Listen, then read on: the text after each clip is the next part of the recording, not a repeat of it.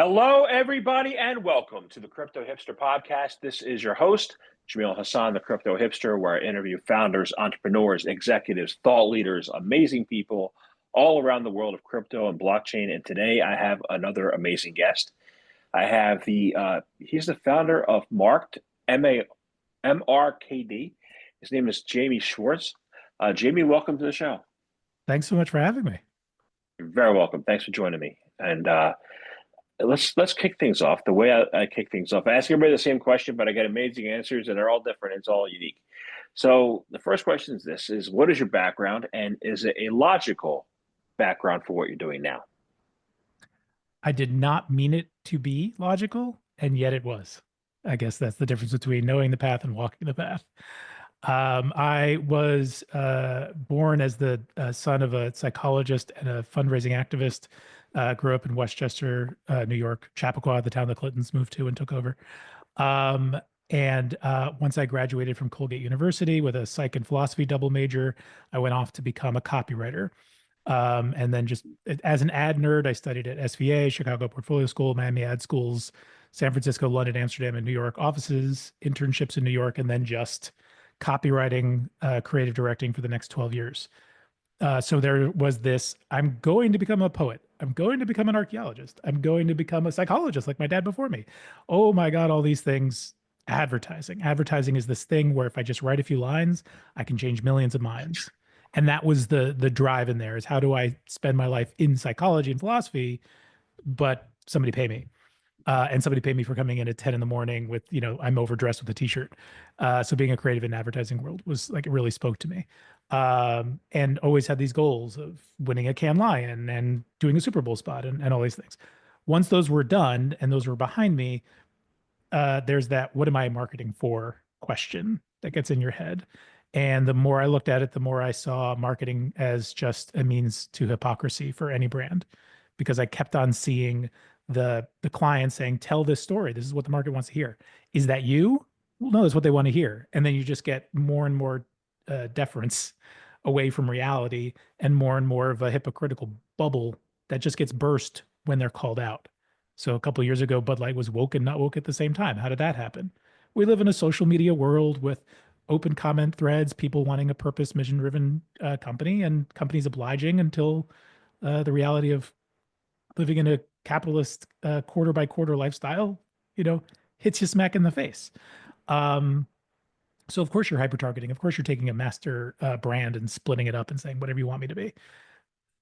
We've been heading in this direction for a very long time. What happens with Web3? So as I was ending my advertising career and trying to think of what was next, I started building out a new agency called Pro for Bono to work on nonprofit activism, like my mother, to create new lines of revenue for nonprofits. It was the right business model because it was about moving into IP. It was about moving into new lines of revenue as a relationship on a consulting and marketing level with your client. But nonprofits are not the right place to go for innovation. So once I kind of figured that out, I jumped into startup land and had the opposite problem where there's no whatever mission you need me to be as long as I hit product market fit. What's this thing? Product market fit. That's when I knew I had a new thing to follow. I was studying too hard market shift, which was creating this hypocrisy bubble when I needed to find product market shift as a discipline. So how do I create a discipline that forces a company to always focus not on finding product market fit, but on finding and keeping product market fit, because that's where authenticity lies.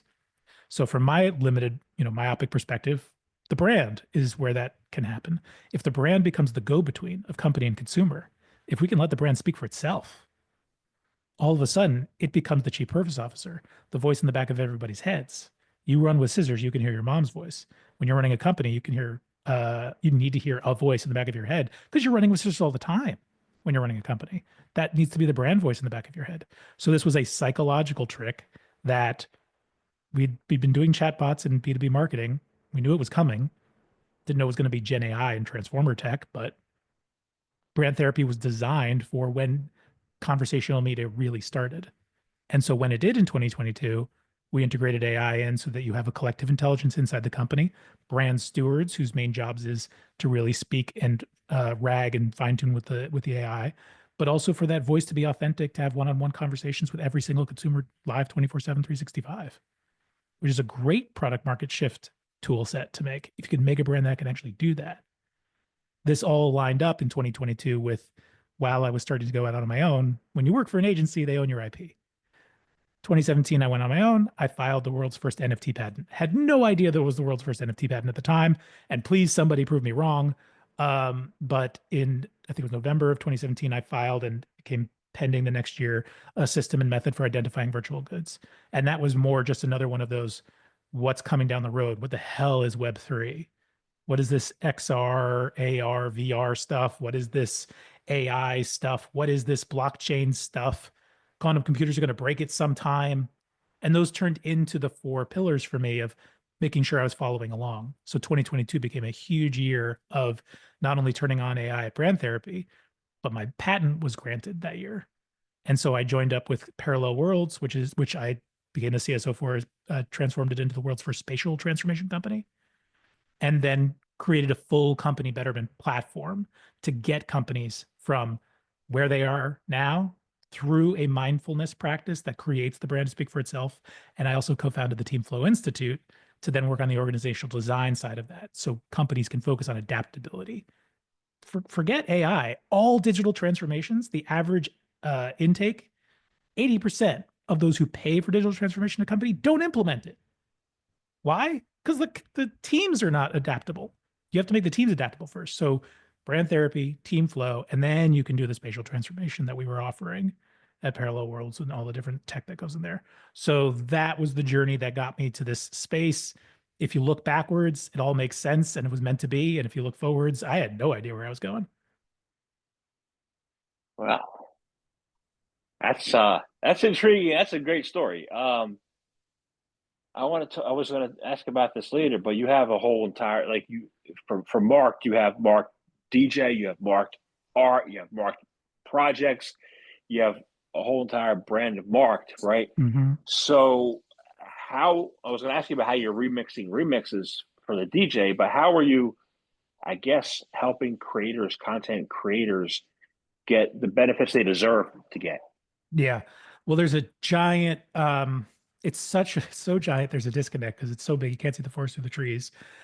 System that's up right now when it comes to creatives, aka IP owners. You make something, but how are you promoting it? On a centralized social network, or I should say an oligarchy of centralized social networks. So you are using their platform, it's theirs, they own it, to create your user persona, they own it, to collect likes and follows and comments, they own those. And you can garner them as long as you want until they kick you off the platform or they want to restrict you or whatever. That's up to them. That's all the system we live in. We have an idea of ownership. And you and I are old enough to remember owning shit. You know, CDs, cassette tapes. Media was defined by the product that you bought it in. And so there was a sense of ownership in that. That didn't mean you have the right to, you know, the NFL says you cannot rebroadcast, blah, blah, blah. You know, you can't go crazy, and the FBI will come after you if you make a bunch of copies of a videotape. But you own your object. We lost that idea of ownership as the cloud started to kick in, as we all basically signed off on owning anything. So we're streaming music, we're streaming our videos, we're not owning anything. Anything that you think you own in a centralized environment like Fortnite or Roblox, it's a license ship. It's a way of just saying in a fiefdom, there's the owners and there's everybody else who works for them for the little bit that they get. And for the little bit that we get, even the influencers making millions of dollars, what are they getting? A platform that they're allowed to keep coming onto, with the algorithm pointing more in their direction if they worked for it or not. A person who I know who has 100,000, I have about 10,000, under 10,000 people on LinkedIn. He has over 100,000. He's getting the same amount of likes as I am. What's the benefit? What's the point? Its algorithm is just as much as you need to see to stay on the platform, and then everything else is them pushing. So all creators live in this environment. If we move into Web3, where we'll now have a spatial web, we'll now have all these products that we can buy and use in these metaverses like Fortnite and Roblox, the new social media spaces, we'll have gained XR, but we won't have taken advantage of the one tool, blockchain, that can allow us to own our stuff again and actually change that relationship between us and the centralized platforms from fiefdoms into just hosts, places which will have wonderful provenance, wonderful products for us to buy and take with us to other places. And so there's a big philosophy around moving us through marked platforms where you can actually own something that has a mark of authentication. And it's really about bringing the NFT into the user experience so you can see what it is that you own for real and having it be interoperably usable everywhere, authenticate itself, promote itself, sell itself. So the power comes back to the consumer again. And as long as we make that switch, we're getting away from this. I think we only have one last chance as we go through these Web 2, Web 3 evolutions to take it back, to take ownership back. So that's a big impetus for why we're doing all this. And I know that's I just said an awful lot of stuff without a reference point, so that might not make a lot of sense to people if they don't understand what Mark does. Well, I'm gonna dig into that reference point, but I think we got to start at the beginning, right? Mm-hmm. So we grew up with ownership, right? And somewhere along the line, that ownership went away. I think in my opinion is I own my podcasts. And since I own my podcast, I'm able to write books that relate to at least it takes me a couple of years to catch up, maybe 3 now. But, I had the right to create that content and put that content out. But along the lines, something has changed where people, like I said, they hand over their content to Google or for YouTube. Like, where did that history, where do we go astray? I don't know if it's so much going astray, it's just what was possible at the time. So go back to Napster. And music always leads the way. This is why we focus a lot on Mark DJ in the first place. When music digitized, when we got the MP3 format, so we're talking the late 90s, all of a sudden, all music was copy and pasteable. Not, from a mixtape to a mixtape to a mixtape, but copy, paste, internet has it. And that broke the distribution model. So the fact that media was on a physical good meant that you couldn't copy and paste something. It required an actual copying across a medium to a medium for that to work. Now that we just copy and paste, that all changed. If you watch the Pamela Lee Anderson story, that cover went from her sex tape being on VHS and then how it went onto the online. That's probably a crux moment right there. It's what happens when the medium is now online. Media still requires, for IP rights, a centralized platform of trust. We trust Visa, we trust our banks because there's the backing of those things. There's always a centralized form of trust, a ledger that says, I have the right to stream as much music as I want this month from Spotify. I have a ledger that says I have a replay anywhere I want where I sign into my iTunes to play my Apple TV show that I bought. And as long as my Amazon Kindle ownership is up and Kindle is up, my ownership works, right? But when you've done that, you're now in a space where SaaS can take over. And what does ownership mean? It's a centralized platform saying you own this, but ownership is now dependent on, instead of a VHS tape, Audible. Instead of a cassette tape, Audible. Instead of a CD, Spotify. And you start renting your things. We went through a whole generation of people buying the digital versions of all these media, but then they had to use the player that was from the platform. iTunes created digital rights management, which saved music from the Napster profile. But what did you get? A license ship for 5 plays across 5 different devices. And that was it. It's permission, not ownership. That's the big switch. It's permission. When that changed, that's when we had the problem. To shift from ownership to permission. So they took the ownership for the companies took the ownership for themselves. Yeah. And you get a lot for it. I mean, you own your podcast. We're talking right now. This is your IP. You own this video, but it's only on your website. If you want to get it out there, you put it on YouTube. You put it on iTunes podcast or whatever. And that's their platform. So what you're collecting from them in the social network is value in their pie, not your pie. Got it. So in order to get value in my pie, I'd have to create my own website or put it on the blockchain.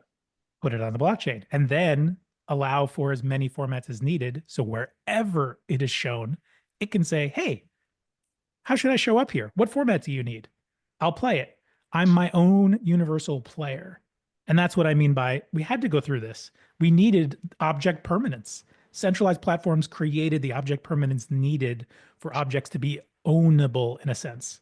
It's just that they were still owned by either the license holder or the social platform or whatever rights they had instead of the owner, the consumer. We redefined what it means to be a consumer. Right. So now we have marked, but we have the blockchain. We are able to protect creators, protect their rights, and distribute value fairly. How do we best do that? So you use your platform, use the blockchain, but how can we do that and ensure that we don't get our IP stolen by anybody and everybody? Yeah. Well, hey, that's the thing about media. Anybody can bootleg it anytime they want. So we have to live within that reality and then say, well, how do we get trust in the system?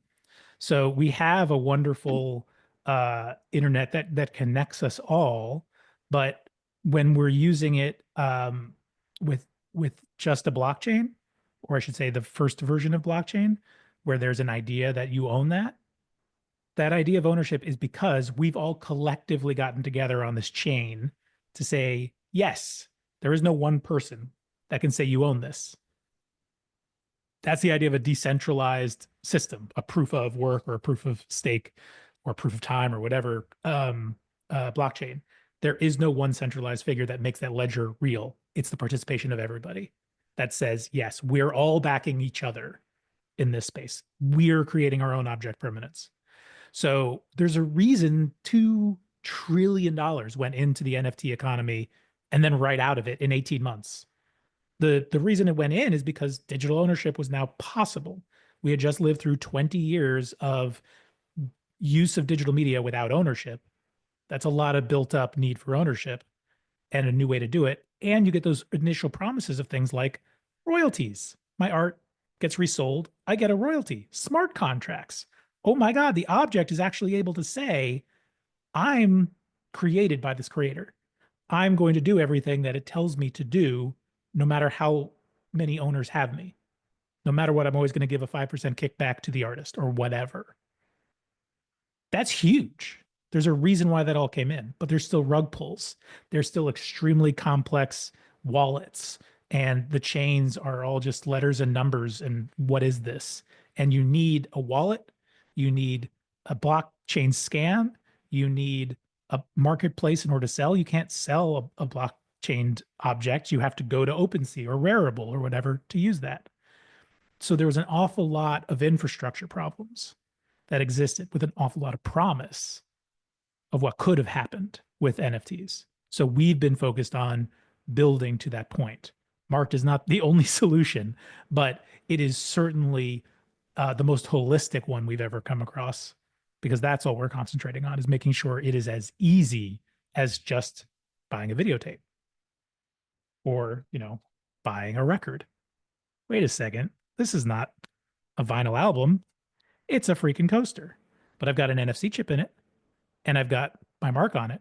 So if I tap my phone to it, I'm going to get this will be fun to do live. There. We'll get a little thing up there that says, right now this just goes to Mark DJ, just the website, but this could go to your album. And if it goes to your album, then it's going to, where you sign in to say, is this mine or not? So we created simple sign in. So just your wallet is now your name. So JamilHassan.dj. If I just have my song, I went to this concert, I got this music, you tap your phone to it, and then you just sign in, JamilHassan.dj, and it will show you, hey, do you want to buy this from JamieSchwartz.dj? Sure. And it will either sell you the actual thing that I'm selling you as a real thing, or did you want to buy a derivative from me? And I'll make a copy because the smart contract allows me to make a copy and I'll get an affiliate fee for it. Every single consumer becomes a salesperson, an affiliate salesperson. We become user distribution. And that means that we can put all the rights in here. So there's only 1,000 of these. And I can make only 1,000 copies from there of second editions, like any other the other 1,000 people, or whatever the rules are. But because it's all digital now, we're taking advantage of all the cut and paste and wonderful things you can do in the digital world with the object permanence that they need to defend that authenticity and defend the rights and all the other things that go with it. Make sense? It makes sense. It makes a lot of, so I'm just thinking what's stopping me from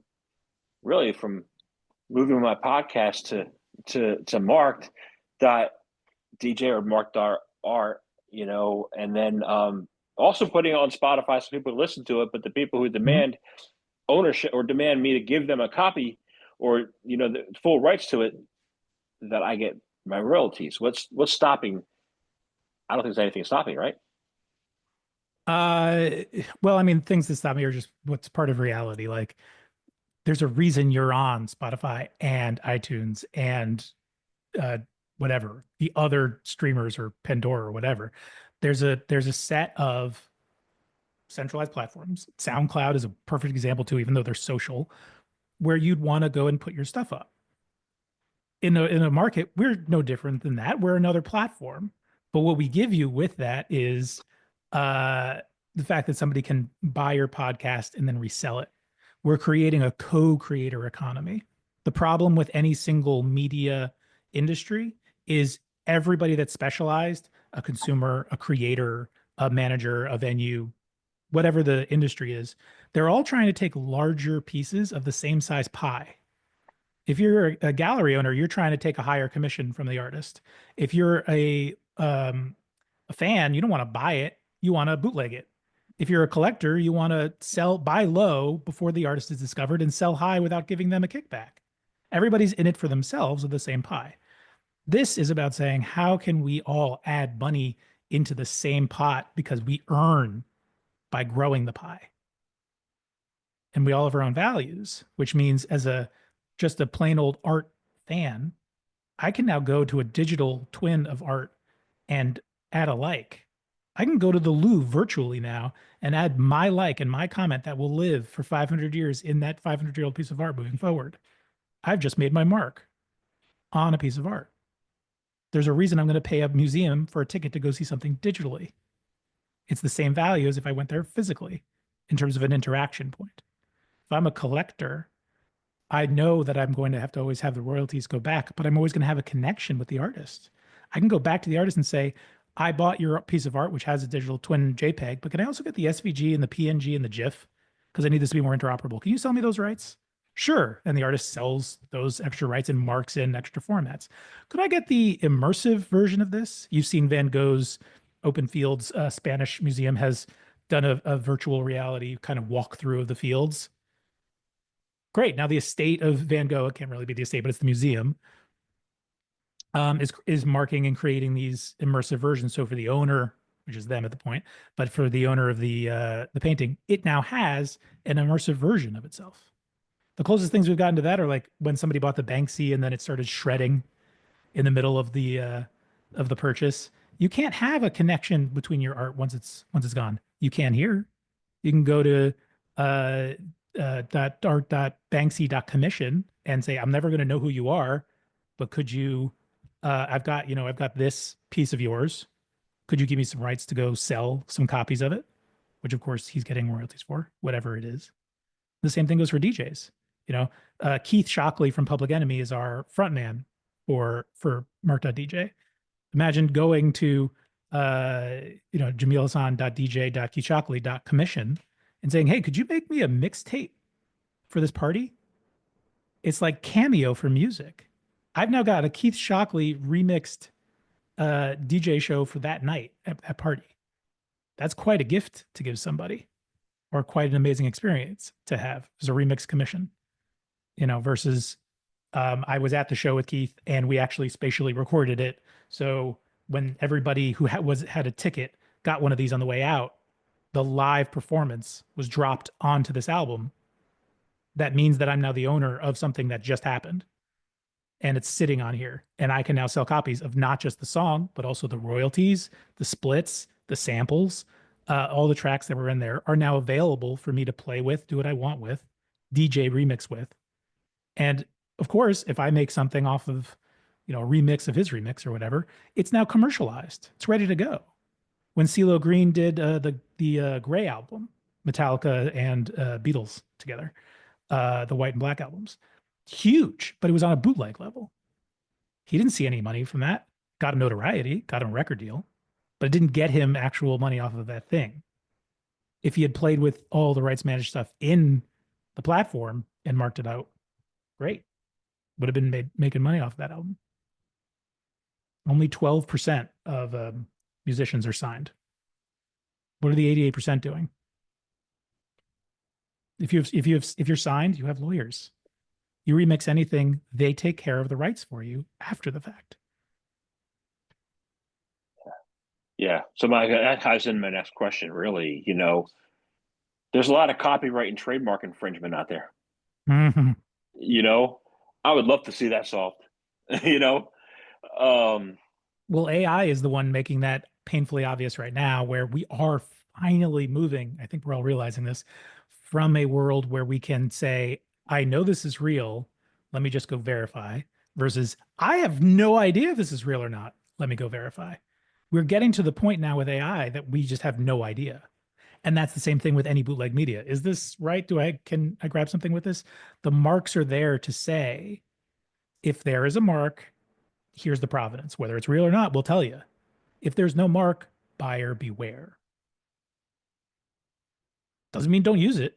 Just you got to go deal with all the back end stuff. So you said a phrase a little bit ago. You said affiliate, right? So affiliate sharing, right? Why is that? What is affiliate sharing and why is it important? And then I will follow up on that. So there are billions of dollars being exchanged right now in American entrepreneurs' hands through Amazon affiliate stores. A person who has an Amazon affiliate store, it's their website, but it's just a window into the Amazon link. But Amazon set that up so anybody can be a shopping influencer and say, buy this through my link and I'll get an affiliate fee. Imagine now you can do that for your art gallery or your jukebox. I didn't buy any of this music, but I'm going to share it on chain. And if anybody buys it through my share, I'll get an affiliate fee. I did buy it. Great. Now I can sell derivatives and get even more. And the owner gets the commission. Okay. So then that sounds good with the owner getting a commission. So how can that I know just how could it become like I know the U.S. is in a lot of debt right now, and some people think the government's bankrupt, and some people think the economy is not going to be restored. How could that be part of the answer to restore our economy and grow the creator economy and be a massive part of GDP? Well, we've been in debt since we were born as a country, so just setting that up. But what we live in right now is an economy called conspicuous consumerism. So within capitalism, we all act as people who, when you're buying something as a consumer, that means there is some value chain from globalization, and that doesn't even mean globalization, just means specialization, where it takes multiple steps to make something. If I buy a notebook of paper, that's trees from somewhere that went to ship to process to somewhere else, that then got packed somewhere else, that then got branded somewhere else, and then got sold somewhere else.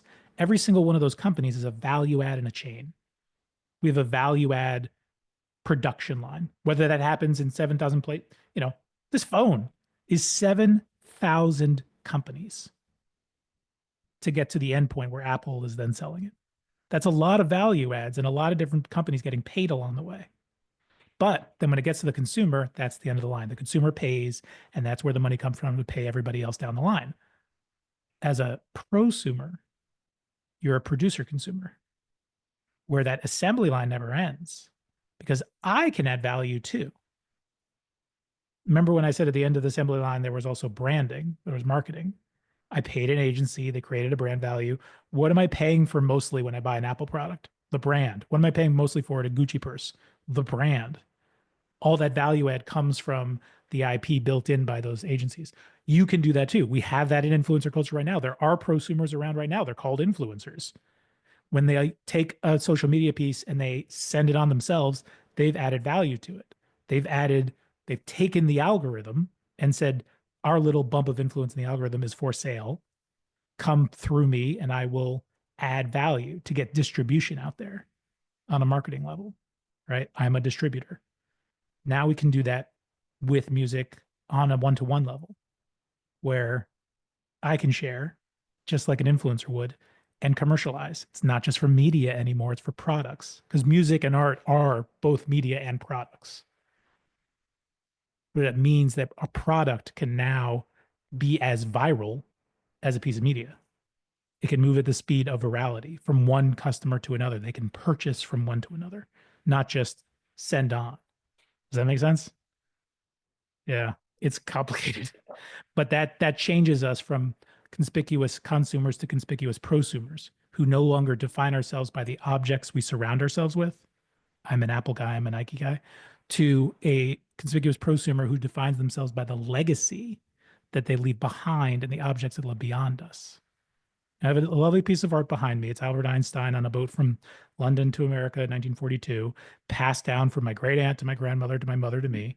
We all have objects like that, but it's an oral tradition and there's value, sentimental value.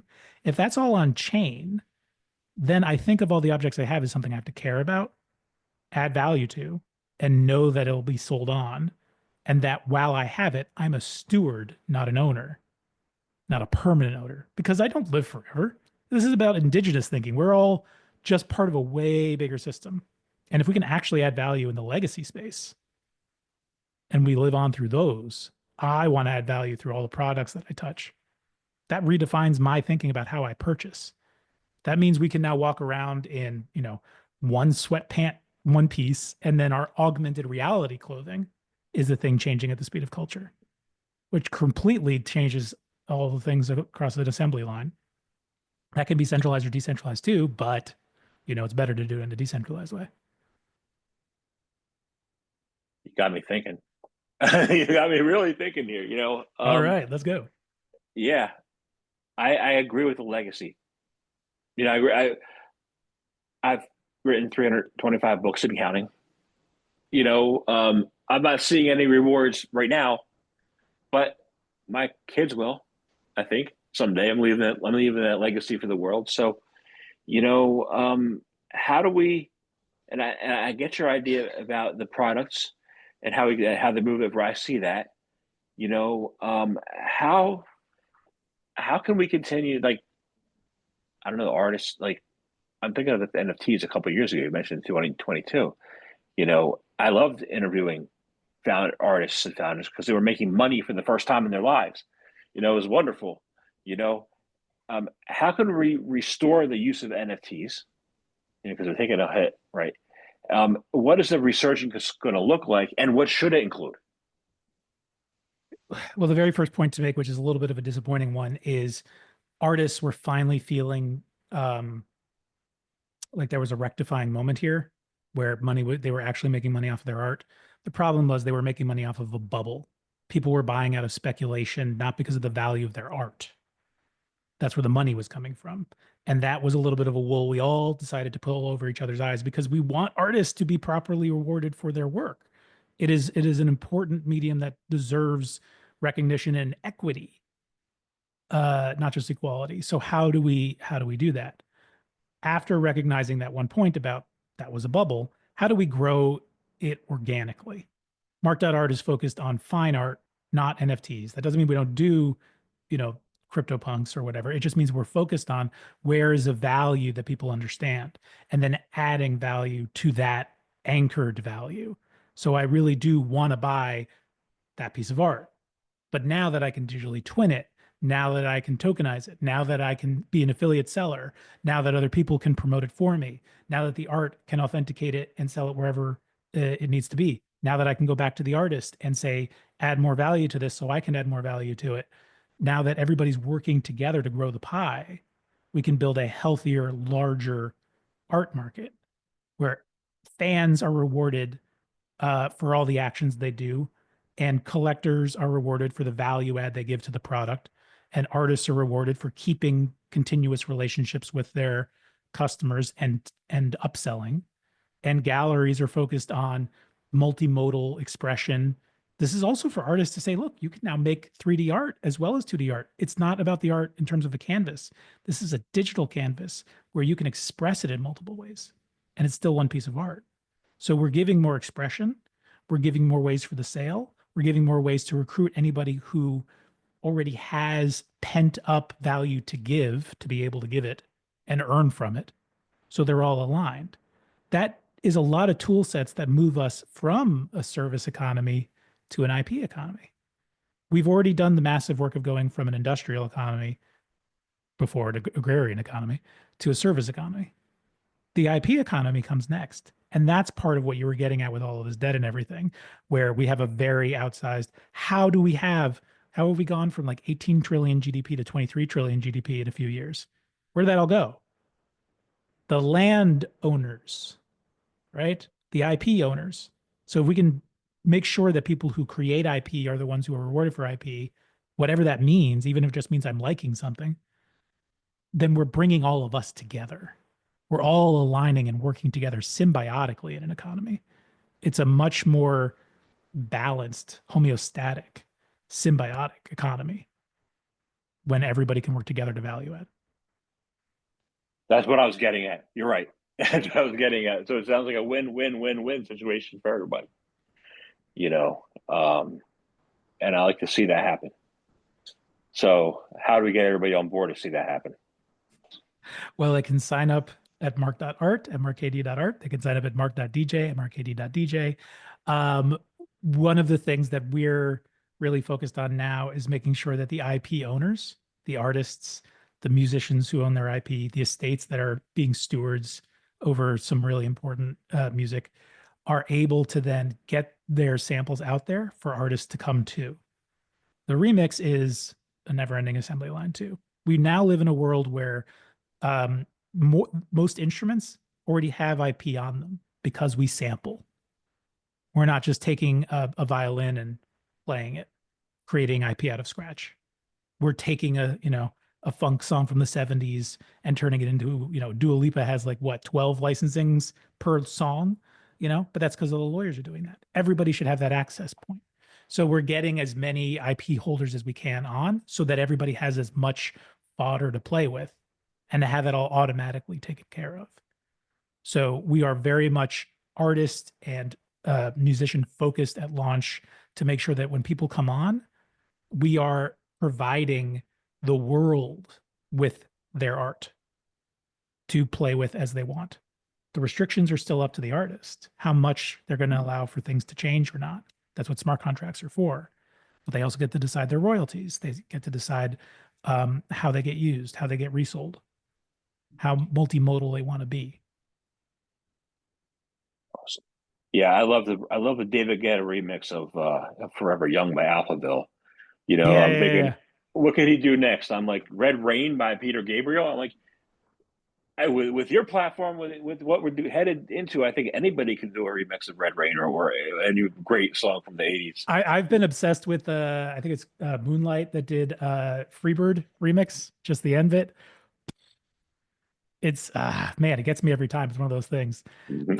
But that's why the front man for our company is Keith Shockley. He's your favorite DJ's favorite DJ. I mean, I made that phrase up, but still, the dude has been doing it since the beginning of remixes and is always pushing the boundary of what's technically possible. He designs DJ tables for Pioneer, for JBL, for other companies. He's designing a marked remix plate so that imagine there's IP sitting there. Louis Armstrong, still a little bit of estate left there. There's so much stuff that's just sitting there. I just went to a Richard Rogers review yesterday listening to music from The Sound of Music and Oklahoma and all this stuff. It's still under IP. It's 1928 or so right now, but there's still so much stuff that's out there that can be used as music. We're unleashing just a lot of new instruments onto the table so that everybody can not just play with it. It's one thing to create a platform where it's like, hey, everybody, grab all the music you want, make whatever you want. It's playtime. It's another to say, you're a DJ. You can sell what you just made. Everybody has an access point to be a DJ, even if that just means curating a mixtape. Awesome. Well, I love what you're doing, I love what you're up to, and I think you said it. I want to thank you very much for coming on the show today. I have one last question. I think you already answered it, but how can people find out more information about you and about Mark DJ, Mark Dart? How can they do that? Well, besides mark.art and mark.dj, you can check me out on LinkedIn. There's a smiley bearded man looking at you. Brand Therapy is at brandtherapy.coach. And you can find a GPT version of me there. So if you want to talk to him, you can put in anything about your brand and it will become your brand voice. You can have a conversation with it. Awesome. Thank you very much for your time today. My absolute pleasure.